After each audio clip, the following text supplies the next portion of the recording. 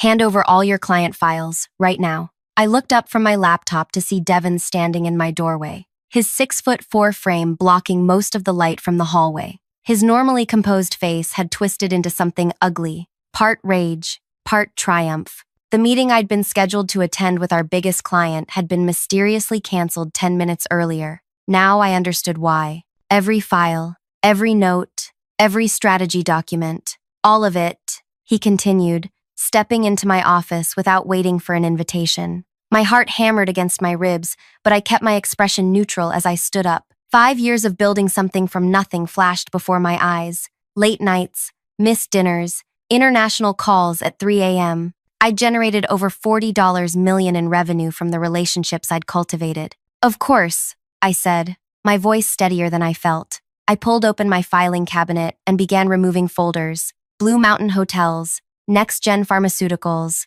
Oakwood Financial. The weight of them in my hands felt like holding living things. Devin watched with thinly veiled impatience, checking his watch twice. He didn't even try to hide his smirk. I don't understand, I said, placing the stack on my desk. These clients have been with me since. They're company clients, Simone, not your clients. Devin's tone was sharp enough to cut. The executive team has decided to redistribute your accounts, effective immediately. I stared at him, this man who'd praised my work just last week at the quarterly meeting. Why? Strategic restructuring, he replied, the corporate speak falling from his mouth with practiced ease. We're consolidating client management under regional directors. What he didn't say, under directors who were all men from his former company. Men who'd never brought in the level of business I had. I slid the files toward him, but kept my hand on top. You might want to review these before making any decisions. My approach with these clients is, your approach is no longer relevant. He yanked the files from under my fingers. Clear out your personal items by end of day. HR will escort you out at 5. As he turned to leave, he paused. Oh, and don't get any ideas about contacting the clients directly. Your company phone and laptop will be deactivated within the hour, and we've already informed them of the transition. When the door closed behind him, I sat perfectly still, breathing through the burning in my chest. 5 years. 5 years of building relationships so strong that clients called me before their own team members when crises erupted. And now it was being handed to people who couldn't even pronounce their names correctly. Before I continue with what happened next, I need to take a quick moment to say something. If you're enjoying this story so far and want to hear how it unfolds, please hit that like button and subscribe to the channel. Comments mean everything to storytellers like me, so drop your thoughts below. Now, let's get back to that day that changed everything for me. My name is Simone Alvarez. At 34, I was the youngest senior client partner at Baker Strategic Consulting. I'd built my reputation on one simple principle. I treated clients like actual human beings, not walking checkbooks. I hadn't always been in consulting. For 8 years, I'd worked at a nonprofit focused on microloans for women entrepreneurs in developing countries. I'd traveled to 27 different countries, sat in makeshift homes, and listened to women tell me their dreams for building businesses. I learned that business wasn't just spreadsheets and profit margins. It was deeply personal. When I transitioned to corporate consulting, I brought that perspective with me. Where other consultants saw problems to solve, I saw people navigating complex challenges. My files contained more than just strategies and data points. They held personal notes about clients' families, their worries, their true business goals beyond what they shared in boardrooms. Devin had arrived as our new CEO just 11 months earlier, brought in to accelerate growth. He'd come from a larger firm with a reputation for aggressive expansion and equally aggressive cost-cutting. From his first day, I sensed his discomfort with my approach. Your client retention rate is impressive, he'd said during our first one-on-one meeting, but your billable hours per client are 22% below target. That's because I don't bill them for every conversation, I explained. Building trust sometimes means putting in time off the clock. He'd stared at me like I'd suggested we conduct meetings underwater. That's not how this industry works. But the results spoke for themselves. My client satisfaction scores were perfect. Referrals from my clients accounted for 40% of the company's new business last year. The chairman of the board had personally thanked me at the holiday party.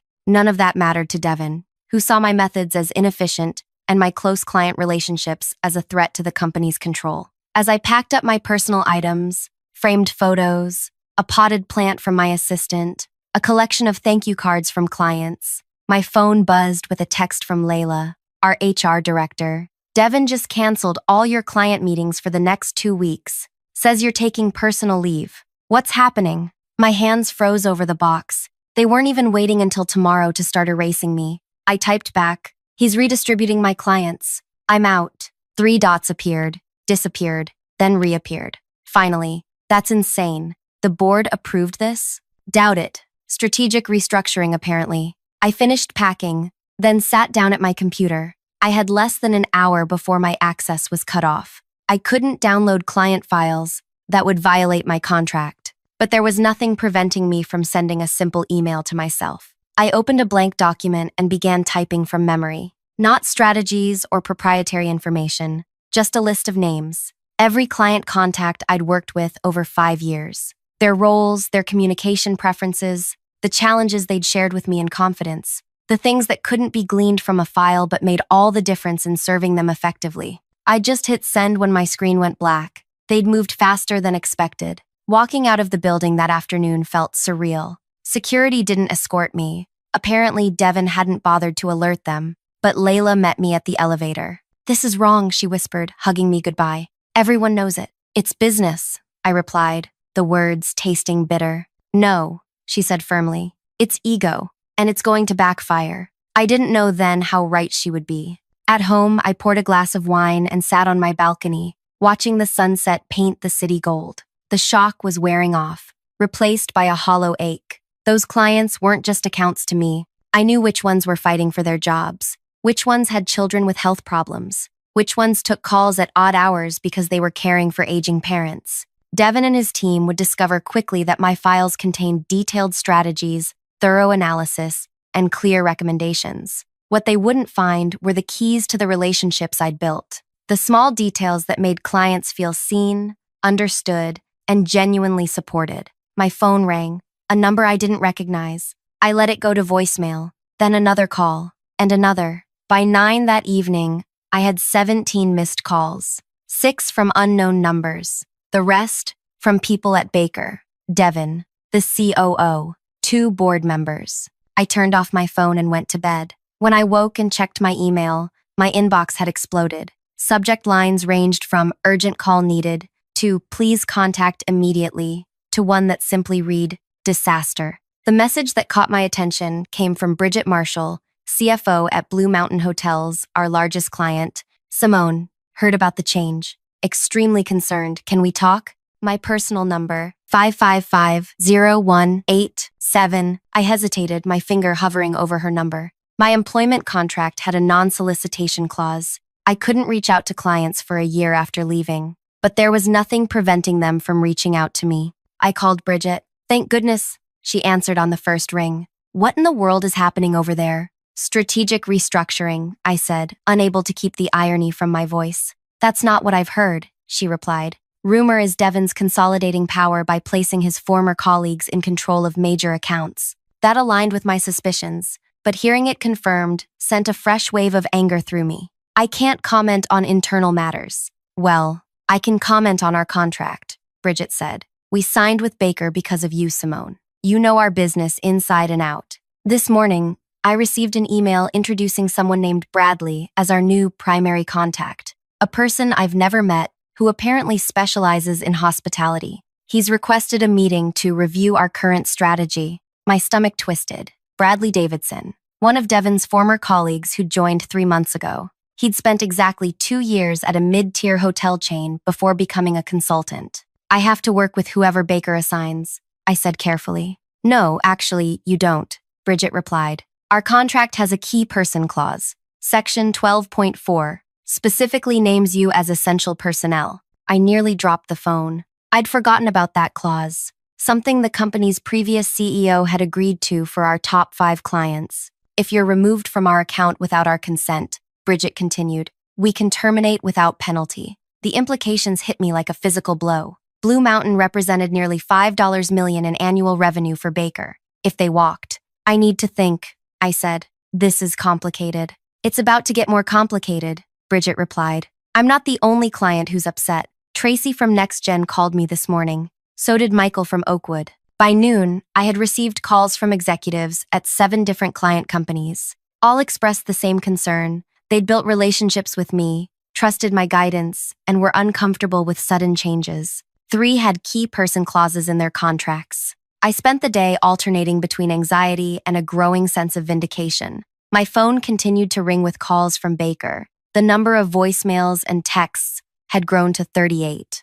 Around 4 in the afternoon, I received a call from Josephine Tanner, chairwoman of Baker's board of directors. "Simone," she said when I answered, "thank you for taking my call. We have a situation that requires immediate resolution." "I'm listening," I replied, keeping my voice neutral. "There appears to have been a significant miscommunication regarding the handling of your client relationships." Her carefully chosen words told me everything I needed to know about the panic happening at Baker's headquarters. The board was not consulted on the reorganization that Devon implemented yesterday. "I see. Blue Mountain Hotels has invoked their key person clause and given notice of contract termination. Next-Gen Pharmaceuticals and Oakwood Financial are threatening to do the same." I remained silent, letting the weight of her words hang between us. "The board has called an emergency meeting for tomorrow morning," she continued. "We would appreciate your perspective on how to resolve this situation." My heart raced. This was my moment, to either seek revenge or take the high road. The power dynamic had shifted dramatically in less than 24 hours. "I'll need to think about it," I said. "Please do," she replied. "And Simone, for what it's worth, many of us believe this should never have happened." As I ended the call, I noticed an email that had arrived while we were speaking, from Devon. Subject: Urgent meeting request. Simone, clear misunderstanding about yesterday. Need to discuss immediate reinstatement. Available anytime. I stared at my screen, a slow smile spreading across my face. Devon, who had dismissed me without a second thought yesterday, was now scrambling to undo the damage. But there was something he didn't know, something that would change everything. Early the next morning, my doorbell rang. I opened it to find a courier holding a small envelope. Delivery for Simone Alvarez. Signature required. Inside was a handwritten note from Josephine Tanner. Board meeting at 10 a.m. Car will pick you up at 9:15 if you're willing to attend. Please call to confirm. I sat at my kitchen counter, turning the card over in my hands. Going back into that building would feel like walking into the lion's den. But there was something satisfying about being invited back just 36 hours after being dismissed. I called Josephine and confirmed I would attend. At 9:15 sharp, a black sedan pulled up outside my apartment building. The driver opened the door without speaking, and I slid into the back seat, smoothing my navy dress, the one I reserved for high-stakes presentations. 20 minutes later, we pulled into the underground parking garage of Baker's headquarters. Instead of the main entrance, the driver led me to a service elevator that opened directly into the executive floor, avoiding the spectacle of my return through the main lobby. Layla was waiting when the doors opened. 57, she whispered, hugging me quickly. "What?" 57 missed calls to your phone. Devon called IT last night, trying to get them to remotely access your personal devices. My blood ran cold. "He can't do that." "He tried. It refused. Said it would be illegal." She glanced over her shoulder. "The board's already in there. Devon's been pacing the hallway for an hour." As if summoned by his name, Devon appeared around the corner. When he spotted me, relief washed over his face, quickly replaced by what I recognized as his business smile. All teeth, no warmth. "Simone, thank you for coming in." He stepped forward as if to embrace me, then seemed to think better of it when he saw my expression. "Just a misunderstanding yesterday. Heat of the moment. I'm sure we can sort everything out." "The board is waiting," I replied, walking past him toward the conference room. The boardroom fell silent as I entered. 8 people sat around the massive table, faces tight with concern. Financial reports were spread across the surface. A projection screen displayed a single number in red,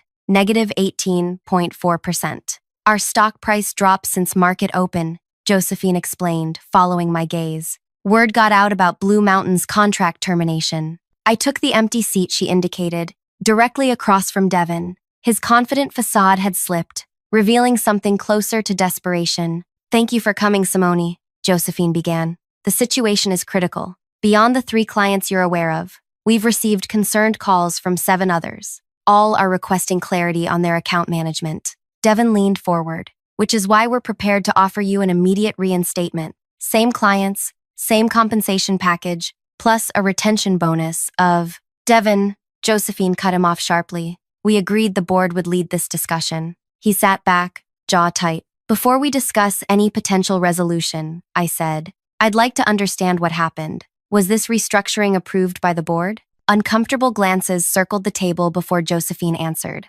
It was not. Devin implemented these changes under his operational authority, but without board notification or approval. I see. I kept my expression neutral. And what exactly was communicated to my clients? Victor, the board's oldest member, slid a folder across the table.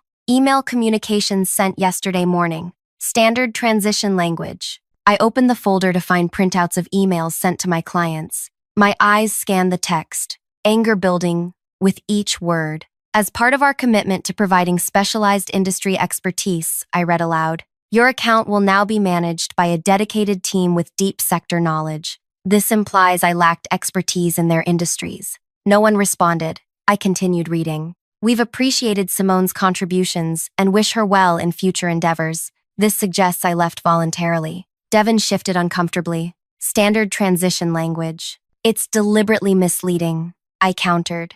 You fired me without cause, without warning, and without transition planning for clients who specifically requested me in their contracts. You weren't fired, Devin insisted. Your role was being restructured.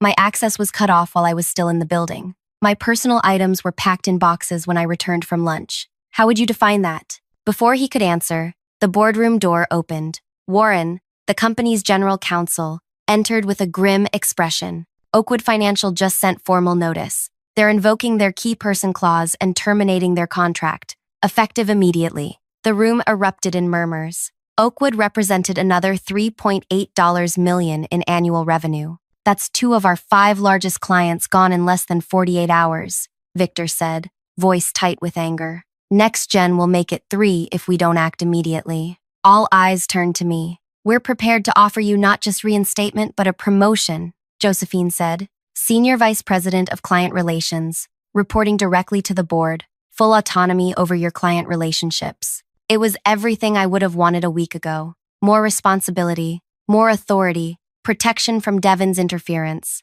But something had shifted inside me during those hours alone in my apartment, reading desperate messages and fielding calls from clients who had become friends. What happens to the people Devin brought in to replace me? I asked. Devin answered quickly. They'll be reassigned to other accounts, non-competing sectors. So they keep their jobs while I was nearly escorted out? No one had a good answer for that. I need some time to think, I said finally. We don't have time, Devin snapped. Blue Mountain's CEO is demanding a call this afternoon, if you're not on it. If I'm not on it, you'll lose the account. I finished for him. I understand the situation perfectly. The tension in the room was thick enough to touch. These were smart, capable people who had built a respected firm, now watching it crumble because one man's ego had driven him to dismantle something he didn't understand. May I speak candidly? I asked, looking at Josephine rather than Devin. She nodded. The issue isn't just who manages these accounts going forward. It's about trust, both with your clients and your employees.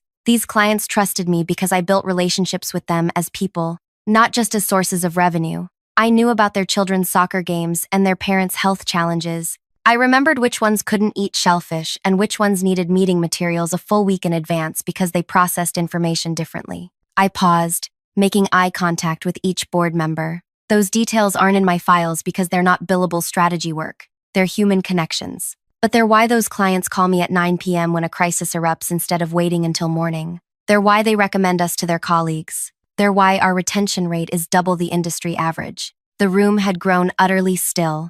Devin saw that approach as inefficient, as a weakness to be corrected rather than a strength to be leveraged. And he made a decision that betrayed both your client's trust and mine. Devin's face had turned an alarming shade of red. This is ridiculous. Business isn't about holding hands and remembering birthdays. It's about delivering measurable results. Your approach isn't scalable, and that's what this company needs right now. Scalable, consistent methodology that doesn't depend on personal relationships. His words hung in the air, damning in their clarity. He truly believed what he was saying. And how are those results looking today, Devin? Victor asked quietly. 2 major clients gone. Stock in freefall? Emergency board meeting? Devin had no response. I need until tomorrow morning, I said, standing up. I'll have my decision then. And Blue Mountain? Josephine asked. I'll call Bridget. Ask her to give us 24 hours before making any final decisions. Relief visibly washed over the room. Thank you, Simone, Josephine said. We'll await your decision. As I gathered my things, Devin stepped close, voice low. This doesn't have to be adversarial. We both want what's best for the company. I looked into his eyes, seeing for the first time not malice but genuine incomprehension. He truly couldn't understand why his approach had failed so spectacularly. No, Devin. You want what's easiest to measure, track, and control. Those aren't the same things. I left through the main lobby this time, exchanging warm greetings with staff who looked surprised and delighted to see me. Several whispered quick words of support as I passed. We miss you already. Don't let them push you around. This place isn't the same without you. By the time I reached the street, my resolve had crystallized. At home, I called Bridget at Blue Mountain. They want you back, don't they? She asked without preamble. They've offered me a promotion. Direct report to the board. She laughed softly. Of course they have. The question is, do you want it?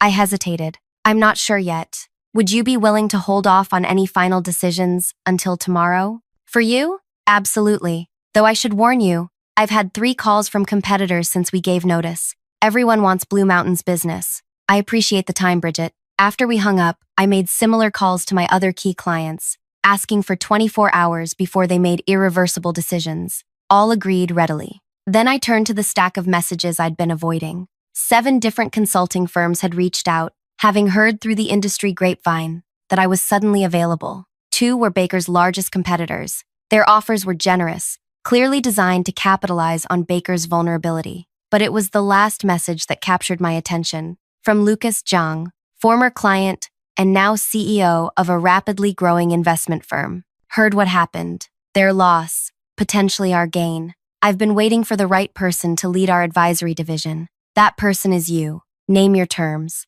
No rush, take the weekend to think. Lucas and I had worked together 3 years ago when he was CFO at a different company. I'd helped him navigate a challenging restructuring after a merger, and we'd stayed loosely connected since. My phone buzzed with a text from Layla. Board still in session. Devin looking ill. What are you thinking? I typed back, still deciding. Another text arrived. This one from a number I didn't recognize. This is Warren, GC, from Baker. Off the record, board discussing Devin's future. Vote of confidence scheduled for tomorrow a.m. Your decision may influence outcome. I set my phone down, suddenly overwhelmed by the weight of the choices before me. Return to Baker with more power but the same underlying culture? Join a competitor and bring my clients with me? Accept Lucas's offer to build something new? Or perhaps there was another option. One I'd been turning over in my mind since walking out of Baker's offices yesterday. An option that would change everything. I opened my laptop and began to write. When I woke the next morning, my decision was clear. The night had brought clarity, and a plan that felt right not just for me, but for everyone involved. I dressed carefully in a charcoal gray suit I'd bought to celebrate landing Blue Mountain as a client 3 years earlier. It felt fitting to wear it today. At 8:30 a.m. I called Josephine. I've made my decision, I said when she answered. I'd like to present it to the board in person. We're meeting at 9, she replied. I'll send a car. 40 minutes later, I walked back into the boardroom. The atmosphere was even more tense than yesterday. Devin sat apart from the others, his expression thunderous. Several board members wouldn't meet his eyes. Thank you for coming, Simone, Josephine began. Before you share your decision, I should inform you that the board has spent considerable time discussing the events of the past few days. We've reached some preliminary conclusions, but we'd like to hear your thoughts first. I nodded, taking a deep breath before speaking. I won't be returning to Baker, I said. Devin's posture relaxed slightly, a hint of satisfaction crossing his face. However, I continued, I'm not joining a competitor either. Now everyone looked confused. I've spent the last day speaking with each of my clients. We've had long, honest conversations about what they need and what would serve them best. What became clear is that they don't just want me. They want the approach I represent, the personalized attention, the deep understanding of their businesses and challenges, the human connection. I opened my laptop and turned it to face the board. This is a proposal for a new arrangement, one that benefits Baker, preserves client relationships, and creates a path forward that honors what we've all built together. Josephine leaned forward, scanning the document on my screen. A strategic partnership? Yes, I'm establishing an independent advisory practice focused exclusively on relationship management and strategic guidance. Baker would continue to provide the technical implementation, data analysis, and specialized services you excel at. You want to take the client relationships with you, Devin said flatly. I'm proposing a collaborative model where we each do what we do best. You've made it clear you want Baker to focus on scalable, standardized methodologies. That has value, but it's not what these particular clients need from their primary advisor. Victor was nodding slowly. A boutique front end that feeds into our deeper technical capabilities. Exactly. Clients get the personalized attention they value from me, while still benefiting from Baker's considerable resources and expertise. Baker retains a significant portion of the revenue without having to manage the high-touch relationship work that Devin finds inefficient. And you get to build your own business using our client base, Devin said, his tone accusatory. I get to preserve relationships that took years to build and that you were willing to discard in a day, I countered. The alternative is that these clients leave entirely, which benefits no one. Warren, the general counsel, was reviewing the document with interest. This is remarkably detailed for something you developed overnight. I smiled slightly. I've had contingency plans for years. Any good consultant does. You've already discussed this with the clients? Josephine asked. In principle, yes. All have expressed enthusiasm for the arrangement, pending board approval. 4 have verbally committed to remaining with this hybrid model rather than following me to a competitor or seeking new representation altogether. The energy in the room shifted as the implications sank in. This wasn't just a solution to the immediate crisis. It was a new business model that could potentially work for everyone. Everyone except Devin, whose centralized control would be diminished. This is completely unorthodox, Devin objected. It creates massive complications for account management, billing structures. All addressed in the proposal? I interrupted calmly. Pages 4 through 7 outline the operational framework. The board members were exchanging glances, a mix of surprise and consideration on their faces. We'd need time to review this properly, Josephine said. Of course, but we do have an immediate issue to address. Blue Mountain, NextGen, and Oakwood are waiting for a resolution. I've bought us until noon today. Josephine turned to Warren. Can we create interim agreements to stabilize those relationships while we evaluate the full proposal? He nodded. We could draft transitional terms by 11 a.m. This is insanity, Devin interjected. You can't seriously be considering letting an employee walk out with our largest clients and then paying her to manage them. Former employee, Victor corrected. An employee you dismissed without board approval, triggering a crisis that has already cost us millions in market capitalization. The room fell silent. Devin's face flushed. Perhaps, Josephine said carefully, we should discuss this proposal without Devin present, given the apparent conflict. Excuse me? Devin's voice rose. I'm the CEO of this company, and you serve at the pleasure of this board, Victor reminded him. A board that was scheduled to hold a vote of confidence regarding your leadership this morning.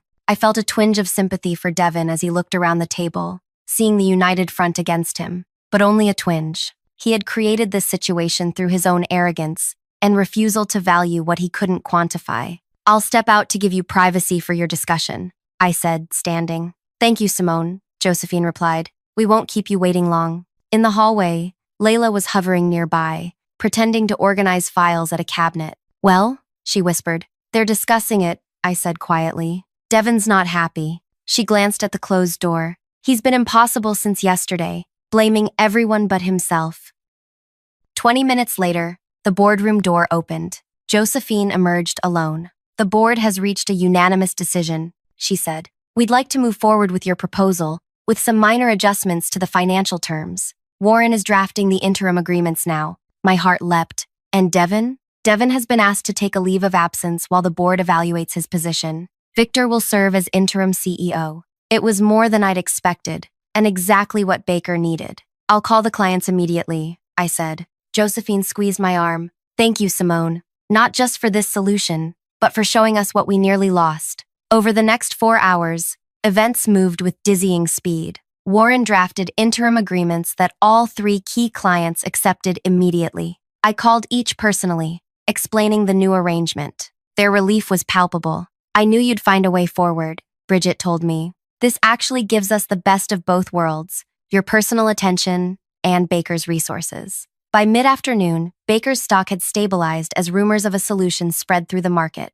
By close of business, I had signed a formal partnership agreement that would allow me to build my independent practice while maintaining a privileged relationship with Baker. And Devin? The official announcement came 3 days later. He would not be returning from his leave of absence. Instead, the board had appointed Victor as permanent CEO, with a mandate to refocus the company on client relationships supported by technical excellence, not the other way around. 1 week after being unceremoniously dismissed, I sat in my new office, a small but elegant space in a building just 2 blocks from Baker's headquarters. My phone rang. Lucas Zhang. "Congratulations on the partnership arrangement," he said when I answered. "Very creative solution. Thank you. Though I'm curious how you heard about it so quickly." He laughed. "Word travels fast when someone rewrites the rules. Are you still taking on select new clients? Because my offer stands. I might have room in my portfolio," I replied, smiling. "Let's talk next week." As I hung up,